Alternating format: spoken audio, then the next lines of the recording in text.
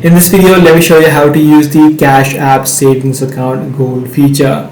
If you're trying to set up a goal within the Cash App, it is a quite simple process. All you want to do is head over to the dashboard and head over to the savings feature, and straight away you should be able to see the option called Set Goal being displayed. You can simply tap on it and you'd be able to name your goal whatever you want and then set a target for that specific goal.